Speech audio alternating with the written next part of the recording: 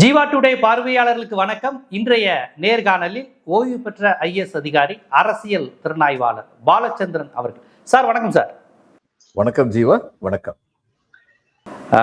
Sir, இதுக்கு உங்ககிட்ட கேட்கறது ரொம்ப பொருத்தமா இருக்கும்னு நினைச்சனாலதான் இந்த கேள்வியை நான் உங்கள்கிட்ட வச்சு இந்த நேர்காணலை தொடங்கினேன். என்ன சார், இப்ப உங்க மம்தா பானர்ஜி பாஜகவை தீவிரமா எதிர்க்கிற நேரத்துல தமிழ்நாடு முதலமைச்சர் ஸ்டாலின் பாரதிய ஜனதாவுடன் கள்ள உறவு வைத்திருக்கிறாரு அப்படின்னு ஒரு அபாண்டமான குற்றச்சாட்டை சொல்லி பிரச்சாரம் செஞ்சிருக்கிறாங்க. ராகுல் காந்தி அவங்க சொன்னது கூட எனக்கு பெரிய வியப்பு இல்லை. ஏற்கனவே அவங்க பெரிய காங்கிரஸோட அலைன்ஸ் இல்லை.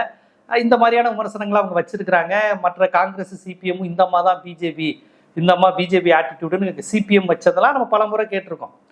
ஆனா ஸ்டாலினோட சம்மந்தமே இல்லாம நீங்க தான் பிஜேபியோட கூட்டணின்னு அதுவும் அவங்களுடைய சட்டமன்ற தேர்தலுக்கும் அது பயன்படாது. ஸ்டாலினை எதிரியா நிற்பாட்டி கல்கத்தால என்ன ஓட்டு வாங்க போறாங்கன்னு தெரியல. காங்கிரஸ் சொன்னாவது அதுல ஒரு அரசியல் இருக்குன்னு புரிஞ்சுக்கலாம். இது எப்படி புரிஞ்சுக்கிறது? பாஜக எதிர்ப்பை திமுக எதிர்ப்போடு சேர்த்து செய்யற அந்த அரசியல், அது என்ன கல்கத்தா பாணி பாலிடிக்ஸ் நமக்கு புரியல. உங்களுக்கு கொஞ்சம் அந்த அரசியல் மற்ற எல்லாரோடையும் நெருக்கமான இருந்தீங்கனால நீங்க அதுக்கு சொன்னீங்கன்னா கரெக்டா இருக்கும். இந்த மம்தாவுக்கு அடிசறுக்கி விட்டது இந்த விஷயத்தில் என்ன வேற ஒன்றும் சொல்ல முடியாது. அதாவது இதுல முழுக்க முழுக்க மிஸ்ஷீஃப் பண்றது, தவறு செய்யறது எலெக்ஷன் கமிஷன். ஏன்னா தேர்தல் நடக்கிற சமயத்துல வெஸ்ட் பெங்கால்ல இருந்து IAS IPS officers, functioning officer, செக்ரட்டரியா இருக்கவங்க, ஏடிஜிபியா இருக்கவங்க, சீனியர் ஐபிஎஸ் ஆஃபீஸர், இவங்க எல்லாரையும் தமிழ்நாட்டுக்கு தேர்தல் பார்வையாளரை அனுப்புறாங்க. இவங்க தேர்தல் கமிஷன். அதுல சில பேர் தமிழ் பேசுற தமிழர்கள், அங்க இருக்கிற தமிழர்கள். இப்ப இதுக்கு ஸ்டாலினோ காங்கிரஸோ எந்த விதத்திலையும் பொறுப்பு இல்லை. இதுக்கு முழுக்க முழுக்க பொறுப்பெடுக்க வேண்டியது தேர்தல் ஆணையம் தான். தேர்தல் ஆணையம் பார்வையாளர்கள் அனுப்புவாங்க. ஆனா ஒரு மாநிலத்துல தேர்தல் நடக்கும்போது அந்த மாநிலத்திலிருந்து ஆபீசர்ஸை எடுத்து இன்னொரு மாநிலத்துக்கு அனுப்ப மாட்டாங்க நார்மலா. அது காரணம் என்னன்னா, இந்த ஒரு மாநிலத்துல தேர்தல் நடக்கும்போது லா அண்ட் ஆர்டர், அதுக்கப்புறம் கான்டக்ட் ஆஃப் எலெக்ஷன், இது ரெண்டும் தேர்தல் ஆணையத்துக்கு கீழே பூரண கட்டுப்பாட்டுல வந்துருது. அப்ப அது சம்பந்தப்பட்ட அதிகாரிகளை ஏற்கனவே அவங்களுக்கு டிரான்ஸ்பர் பண்றதுக்கு அத்தாரிட்டி உண்டு. நிறைய டிரான்ஸ்பர் பண்ணியிருக்காங்க வெஸ்ட் பெங்கால்ல. இப்ப சிவில் சப்ளைஸ் கார்பரேஷன்ல ஒரு ஆபீசர் இருக்காருன்னு வச்சுக்கோ, செக்ரட்டரி ஃபுட் இருக்காரு. எங்க வெஸ்ட் பெங்கால்ல அடிக்கடி ஒரு பக்கம் புயல் அடிக்கும், இன்னொரு பக்கம் வெள்ளம் வரும், மூணாவது பக்கம் இது வறட்சி வரும். அப்படிப்பட்ட ஒரு மாநிலம் அந்த மாநிலத்துல இப்ப அப்போ பாங்கூரா, புருலியா ரெண்டு டிஸ்ட்ரிக்ட்லயும் வறட்சி வரும். முர்ஷிதாபாத், மித்னாப்பூர்ல வெள்ளம் வரும்போது ஒரே நேரத்துல. அப்போ சாதாரண நிர்வாகத்தை கட்டுப்படுத்த வேண்டிய அந்தந்த துறையில உள்ள அதிகாரிகள் ரொம்ப தேவைப்படுறாங்க இந்த நேரத்துல. அது எலெக்ஷன் சமயத்துல இன்னும் அதிகமா தேவைப்படுறாங்க. இப்ப இது ஃபுட் ஷார்டேஜ் ஒரு இடத்துல இருக்குன்னு வச்சுக்கோங்க. ஒரு வெள்ளம் வந்துருச்சு. வெள்ளம் முதல்ல என்ன செய்வோம், அங்க நாங்க கிராச்சுவிட்டி ரிலீஃப்னு சொல்லுவோம். அந்த ரிலீஃப்காக கோதுமை அல்லது அரிசியை அனுப்பி வைப்போம் மக்களுக்கு, ஃப்ரீயா கொடுக்கறதுக்குன்னு சொல்லிட்டு அனுப்பி வைப்போம். ஏன்னா அங்க மக்கள் பட்டிச்சாவு நடந்துடக்கூடாது. இப்ப வெள்ளம் வரும்போது இப்ப இதுல தூலியான்னு ஒரு இடம் இருக்கு. அதுல பீடி சுத்துற தொழில் அங்க நடக்கும். அந்த பீடி சுத்துற தொழிலாளிகளுக்கு அங்க வெள்ளம் வந்ததுன்னா என்ன, தூலியான் ஒரு கிண்ணம் மாதிரி, இப்படி பவுல் மாதிரி அந்த இடம், அந்த இது ஜாகிரபிக்கலி அது இது கங்கையில வெள்ளம் வந்ததுன்னா அப்படி ஒரு சாதாரண சமவெளியில இருக்கிறத விட ஒரு கிண்ணத்துக்குள்ள தண்ணி உடனடியா போகுமே, அது மாதிரி அங்க தண்ணி உள்ள நுழைஞ்சு ஒரு முழங்கால் அளவு இதுல தண்ணி இருக்குது. சர்வசாதாரண இந்த மான்சூன் பீரியட்ல அப்படிலாம் நடக்கும். அதே மாதிரி இது சம்மர் ஷவர்ஸ்ன்னு சொல்லுவோம். அந்நேரம் அது மாதிரி நடக்கிறதுக்கு வாய்ப்பு இருக்கு. எல்லாரும் நடக்கும் இல்லை, ஆனால் அதுக்கு வாய்ப்பு இருக்கு. அப்ப அந்த மாதிரி நேரத்துல நீங்க ரிலீஃப் செக்ரட்டரியா இருக்க ஒருத்தர் நீங்க எலெக்ஷன் டியூட்டிக்கு அங்க போன அனுப்பி வச்சிட்டீங்கன்னு வைங்க, அது ஸ்டேட் கவர்மெண்ட்டுக்கு பெருத்த நெருக்கடியை கொண்டு வந்தது. இது திட்டமிட்டு தேர்தல் ஆணையம் பண்ணுதுன்னு நான் நினைக்கிறேன். அந்த அட்மினிஸ்ட்ரேஷன் ஓரளவு சீர்குலைக்க பாக்குறாங்க வெஸ்ட் பெங்கால் அட்மினிஸ்ட்ரேஷனை. ஆனா இவங்க குறை சொல்ல வேண்டியது தேர்தல் ஆணையத்தை. இதுல எந்த விதத்துல ஸ்டாலின் சம்மந்தப்பட்டிருக்காரு அல்லது காங்கிரஸ் சம்மந்தப்பட்டிருக்கு, எந்த விதத்திலையும் கிடையாது. இவங்க எல்லாம் இங்க வர்றதுனாலயோ வராம இருக்கிறதுனாலயோ ஸ்டாலினுக்கு லாபமும் கிடையாது, நஷ்டமும் கிடையாது. இல்ல, தேர்தல் ஆணையத்தை பாஜக இயக்குது, தேர்தல் ஆணையமே பாஜக அலுவலகமா இருக்குங்கிறதான பலருடைய குற்றச்சாட்டு. பாஜகவை விமர்சிக்கக்கூடிய பல மூத்த பத்திரிகையாளர்களே அந்த விமர்சனத்தை வைக்கிறத நானே கேட்டிருக்கேன். சோ அந்த விதத்துல மம்தா பானர்ஜி அதுல பெரும்பாலும் உண்மை இருக்கு அவங்க சொல்றதுல. தேர்தல் ஆணையம் இவங்களுடைய பிரான்ச் ஆபீஸ் ஆயிருக்குன்னு சொல்றது நிஜம்தான். இல்ல, அதைத்தான் மம்தா பானர்ஜி இப்ப எஸ்ஐஆர்ல இருந்து கடுமையாக தேர்தல் ஆணையம் ஞானேஷ்குமாரை பதவி விலகணும்னு சொல்லியே ஒரு பெரிய போராட்டத்தை இந்தியாவில் நடத்திக்கிட்டு இருக்கிறது மம்தா பானர்ஜி. சோ அந்த விதத்துல தேர்தல் ஆணையம் இவ்வளவு ஃபேவரா இருக்குன்னா அப்ப தமிழ்நாட்டுக்கு அதிகாரி அனுப்புறாங்கன்னா அப்ப ஸ்டாலினும் அதுக்கு கூட்டு அப்படிங்கிற அந்த லாஜிக்ல இருந்து எடுத்து அவங்க இப்படி ஒரு விமர்சனத்தை வைக்கிறாங்க மம்தா. இல்ல, இதுக்கு ஸ்டாலின் எந்த விதத்துல கூட்டு? அதுதான் கேள்வி. இப்ப நான் வந்து வெஸ்ட் பெங்கால்ல வந்து பணிபுரிஞ்சுக்கிட்டு இருந்த காலத்துல என்னை வந்து தமிழ்நாட்டுக்கு பார்வையாளரை அனுப்புனா, நான் தமிழ்நாட்டு அரசாங்கம் சொல்றதை நான் எதுக்கு கேட்க போறேன்? தேர்தல் ஆணையம் அனுப்பியிருக்கு, தேர்தல் ஆணையம் சொல்ற வேலையை செஞ்சுட்டு நான் திரும்பி போறேன். இதுல தமிழ்நாட்டு அரசியல் நான் எப்படி சம்மந்தப்படுறேன்? தமிழ்நாட்டு அரசு வந்து சொல்றதை நான் எங்க கேட்க போறேன்? கேட்க முடியாது. நான் தேர்தல் ஆணையத்துக்கு கீழே வரும்போது நான் தேர்தல் ஆணையத்துக்கு டெய்லி ரிப்போர்ட் கொடுக்குறேன். நான் வந்து பார்வையாளரா இதுக்கு நாடாளுமன்ற தேர்தலுக்கு வந்து இதுக்கு போயிருக்கேன், விசாகப்பட்டினத்துக்கு பார்வையாளராக போயிருக்கேன். மொத்தம் உள்ள இதுல வந்து போலிங் பூத்துல 10% வந்து நாங்க பெர்சனலா விசிட் பண்ணி எல்லாம் சரியா இருக்கான்னு ரிப்போர்ட் கொடுக்கணும் தேர்தல் ஆணையத்துக்கு. எங்களுக்கு எங்க டைம் இருக்கு யாரோடய உட்காந்து பேசுறதுக்கு? அந்த ரிப்போர்ட் சரியா கொடுக்கலன்னா எங்க மேல தேர்தல் ஆணையம் பாயும். அதனால வந்து இது ஸ்டாலின் எந்த விதத்திலயும் சம்மந்தப்பட முடியாது. இல்ல மம்தா பானர்ஜி கொஞ்சம் சறுக்கிருச்சு மம்தாவுக்கு, வேற ஒண்ணு. அவங்க உள்ள கோபத்துல அவங்களுக்கு தேர்தல் கமிஷன் வந்து ஏகப்பட்ட இடைஞ்சல கொடுத்துக்கிட்டு இருக்காங்க. அது அநியாயமான இடைஞ்சல் நிறைய கொடுத்துக்கிட்டு இருக்காங்க அவங்க. நான் உதாரணமா ஒண்ணு சொல்றேன்.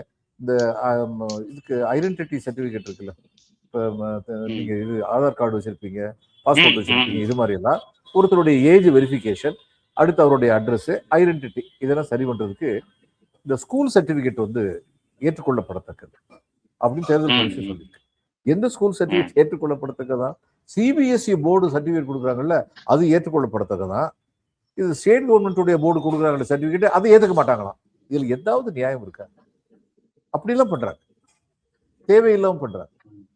ஏஆர்ஓங்கிறது அசிஸ்டன்ட் ரிட்டர்னிங் ஆஃபீஸர் அப்படிங்கிறது வந்து இஷ்டத்துக்கு அவங்க வந்து இங்கிட்டு போங்க அங்கிட்டு போங்கன்னு சொல்றாங்க. அங்க சிவில் ஃபீல்ட் ஆஃபீஸர் எங்கிட்ட கம்ப்ளைண்ட் பண்றாங்க, இஷ்டத்துக்கு மாத்துறாங்க சார்.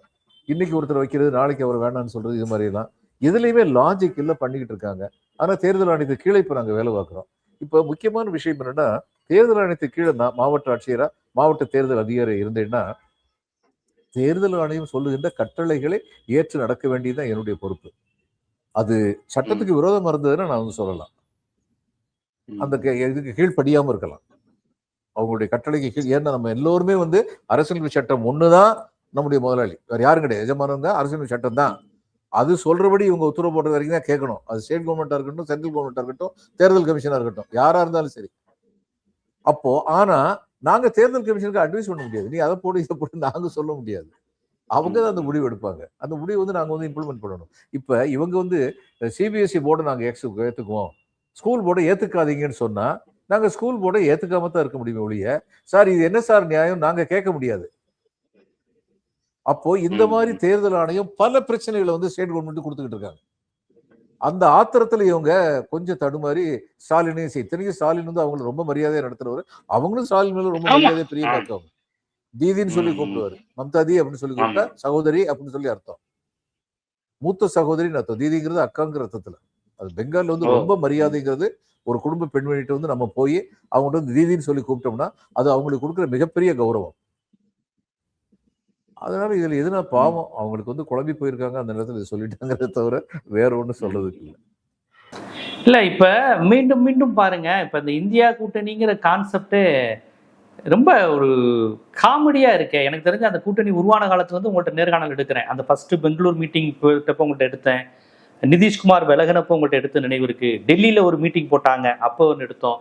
அரவிந்த் கெஜ்ரிவால் டெல்லியினுடைய மாநில போலீஸ் ஒரு இதுக்காக போராடிய போது காங்கிரஸ் மௌனமா இருந்துச்சு, அப்போ நீங்க கண்டிச்சு பேசுனீங்க. எனக்கு நல்ல நினைவு இருக்கு. அது ஃபுல்லா நம்ம கடந்த 1-2 வருஷமா நிறைய எடுத்துருக்கிறோம். அது பாண்டே ஆக மாட்டேங்குதா சார் இந்தியா கூட்டணி? என்ன அது எவ்வளவு ஃபேவரா, இப்போ உங்களை போன்றவர்களை எவ்வளவு ஃபேவரா சொன்னாலுமே ஆக மாட்டேங்குது. இந்தியா கூட்டணியில் உள்ள பல கட்சிகள் வந்து மாநில அளவில் ஒருத்தருக்கு ஒருத்தர் கண்டெஸ்ட் பண்ண வேண்டிய நிலைமையில் இருக்காங்க. இதை ட்ரிவேண்டரத்தை எடுத்துங்க அல்லது இதே எடுத்துங்க. இதுல பாண்டிச்சேரியில் இப்போ உண்மையில என்ன நடக்குது, திமுகவும் காங்கிரஸும் ஒன்று எதிர்த்தாங்க. வெளியில என்ன சொல்லிக்கிட்டாலும் இப்போ ராகுல் காந்தி வந்தாரு, காங்கிரஸ் கேண்டிடேட்டை மட்டும் பிரச்சாரம் பண்ணிட்டு போயிட்டார். ஆனா நம்முடைய முதல்வர் திமுக காங்கிரஸ் 2 பேரும் சேர்த்து பிரச்சாரம் பண்ணிட்டு போனார். ஆனா அந்த கண்ணியம் அவர்கிட்ட இல்லை, ராகுல் காந்திட்ட இல்லை. துரதிருஷ்டவசமானது. ஏன்னா அவர் நேஷனல் லீடர். இப்போ திமுக கம்யூனிஸ்ட் கட்சியும் காங்கிரஸும் வந்து எதிர்த்து போட்டி போடும்போது கண்ணியமான அரசியல் நடத்தணும் அங்க வந்து. ஏன்னா நாடாளுமன்றத்தில் 2 பேரும் ஒன்னா நிக்க போறோம். அதனால இங்க பேசுறது வந்து கண்ணியமா பேசணும். 2 பேருமே வந்து நீ பிஜேபியுடைய பி டீம், பிஜேபியோட பி டீம் சொல்லணும். பிஜேபி ரொம்ப சந்தோஷமாயிருச்சு. 2 பேருமே ஒருத்தர் பி டீம் சொல்றாங்க. அப்ப ஏ டீம் யாரு? நான் தான் ஏ டீம். எங்க 2 சீட் வாங்க முடியாத ஆளு. அசம்பிளி எலெக்ஷன்ல அவங்க நான் தான் ஏ டீம்னு பேசிக்கிற நிலைமையை உருவாக்குறது யாரு? இந்த 2 கட்சிகள் தான் உருவாக்குறாங்க. அதனால நீங்க சரியா சொன்னீங்க. இன்னைக்கு இது இந்தியா கூட்டணி எங்க இருக்கு? எங்கேயுமே கிடையாது. இதுல இருக்குதான் திமுக. தமிழ்நாட்டுல அது திமுக கூட்டணி, அது இந்தியா கூட்டணி இல்லை. இல்லை, ரொம்ப சரியா சொன்னீங்க. இப்போ மம்தா பானர்ஜிக்கு அவங்களுடைய கல்கத்தா பாலிடிக்ஸ், மேற்கு வங்க அரசியலுக்கு ஸ்டாலின் ராகுல் எல்லாரையும் பிஜேபி பக்கம் தள்ளி விடுறதுல ஏதோ ஒரு ஓட் பாலிடிக்ஸ் லாபமாவது இருக்கா? அவங்க சொல்றது பொய், பிதற்றல் எதனா வேணாலும் வச்சுக்குவோம். இந்த ஸ்டேட் எலெக்ஷன்ல இப்படி சொன்னா நமக்கு கொஞ்சம் ஓட்டு கிடைக்கும், ஸ்டாலினையும் சேர்த்து ஒரு அடி அடிச்சா ஒரு அடி கிடைக்கும், ஏதாவது பவர் பாலிடிக்ஸ்ல ஒரு கெயினாவது இருக்கா அவங்க இப்படி பேசுறதுல? ஸ்டாலினை பார்க்கறது மூலம் அவருக்கு வெஸ்ட் பெங்கால்ல எந்த அட்வான்டேஜும் கிடையாது. இதான் அதனால நான் வாய் தவறி வந்த சொல், வாய் தவறி மனக்குழப்பம் யாருக்குமே வரும். திருமாவளவன் வந்து சொல்லிடலையா, என்ன சொன்னாரு? அடுத்த தேர்தலுக்கு அப்புறம் வந்து நிலைமை மாறுங்கிற மாதிரி சொல்லிட்டாரு. அதுக்கு விளக்கம் கொடுக்க முடியல. வாய் தவறி வந்த சொல் தான் அது மட்டும் இல்லை. அப்ப ஏதோ ஒரு இல்ல, யாராவது திரிணாமுல் காங்கிரஸ்ல யாராவது சங் பரிவார் மனநிலை கொண்டவங்க, RSS ஐடியாலஜி கொண்டவங்க அவரை இயக்குறாங்களா? மம்தாவை இப்படி ஏதாவது ஸ்கிரிப்ட் எழுதி தராங்களா? அப்படி யாரும் திரிணாமுல் காங்கிரஸ் இருக்காங்களா? அப்படின்னு நான் நினைக்கிறேன். இவங்க வந்து அந்த மாதிரி யாரும் சொல்றது கேட்டு பேசுறவங்க கிடையாது மம்தா வந்து. ஆனா இந்த விஷயத்துல வந்து சனாதனத்தின் விரோதிகளாக திராவிட முன்னேற்ற கழகம் இருக்குல்ல, அந்த அளவுக்கு மம்தா கிடையாது. அவங்க வந்து கோழி பூஜா, துர்கா பூஜா எல்லாமே விமர்சனம் நடத்துறவங்க, மதங்களுக்குன்னு சொல்லிட்டு வாரி வாரி பணம் கொடுக்குறவங்க. இந்து மதத்துக்கும் பணம் கொடுக்குறாங்க, இஸ்லாம் மதத்துக்கும் பணம் கொடுக்குறாங்க. அந்த அரசியல் வேற மாதிரி போகுது. இல்ல, ஒரு முறை நாங்க ஹை கிளாஸ், நான் upper caste Hindu, upper caste பிராமின்லாம் ஒரு முறை கிளைம் பண்ணிக்கிட்டாங்க. ஒரு முறை ஒரு இது பண்ணப்ப நான் அந்த கம்யூனிட்டி அப்பர் காஸ்ட் பிராமின், அந்த பிராமின்லேயே நான் அப்பர் காஸ்ட்டுங்கிற மாதிரி ஏதோ ஒரு கான்செப்ட்லாம் வச்சுக்கிட்டாங்க. ராகுலுமே ஒரு முறை பூனலை எடுத்து காமிச்சு நான் இந்த கோத்திரத்தில் பிறந்த ஹை கிளாஸ் பிராமின்ங்கிற மாதிரி ஒரு முறை, இப்போ இல்லை, அது ஒரு 7-8 ஆமா ஒரு முறை சொன்னார். குஜராத்தில் ஒரு கோவிலுக்கு போகும்போது அதில் எழுதுறப்ப அந்த பூனலை காண்பித்தே அதை பதிவு செய்தாருங்கிறது விமர்சனமாச்சு. ஆனால் அதற்கு பிறகுதான் ராகுல் காந்தி பெரியாரை பற்றி நிறையா புகழ்ந்தாரு. தமிழ்நாடு மாதிரி ஒரு மதச்சார்பற்ற மண், இந்தி எதிர்ப்பு, இப்படி இந்திரா காந்தி செஞ்சது தப்புலாம் நிறைய முற்போக்கான விஷயங்களை அதுக்கப்புறம் தான் பேசினாரு. ஆனால் இது சமீப காலமாக என்னன்னு தெரியல, அவருடைய போக்குமே அவங்க ஒன்றுமே புரிய மாட்டேங்குது. தேசிய கட்சி தாங்கிற மாதிரியான மைண்ட் செட்டுக்குள்ளே போகிறாங்க. அது என்னன்னு தெரியல. எப்படி சார் ராகுல் தமிழ்நாட்டுக்கு பிரச்சாரத்துக்கு வருவாரா? ஏன்னா பிஜேபி எல்லா விவாதத்தையும் அதை கேட்குறாங்க. அதெல்லாம் இருக்கட்டும், எங்க மோடி வராரு, அமித்ஷா வராரு, உங்க ராகுல் பிரச்சாரத்துக்கு வராரான்னு பாருங்க. நீங்க இவ்வளவு பேசுறீங்க எடப்பாடி அடிமை கூட்டணி அது இதுன்னு, ஸ்டாலின் முதலமைச்சர் ஆகணும்னு சொல்லிட்டு பிரச்சாரம் செய்ய ராகுலுக்கு மனசு இருக்கா அப்படின்னு ஒவ்வொரு நீங்களும் ரெகுலரா விவாதத்துல டிவியில கலந்துக்கிறீங்க, ஒவ்வொரு பிஜேபிக்காரங்களும் இதுதான் கேட்குறாங்க. ராகுல் வருவாரா சார்? அது காங்கிரஸ் பதில் சொல்லணும், நம்ம எப்படி பதில் சொல்லணும்? அந்த பாண்ட் இல்ல, அந்த பாண்ட் கொஞ்சம் குறைஞ்சிருக்கு, அது ஒரு பின்னடைவு தான். அந்த பாண்டு குறைஞ்சது திமுக எந்த விதத்திலையும் காரணம் கிடையாது, அல்லது ஸ்டாலின் எந்த விதத்திலையும் காரணம் கிடையாது. இந்த பாண்டு குறைஞ்சதுக்கு காங்கிரஸ் வந்து சில மிஸ்ஷியஃப் மாங்கர்ஸ் தான் காரணம்.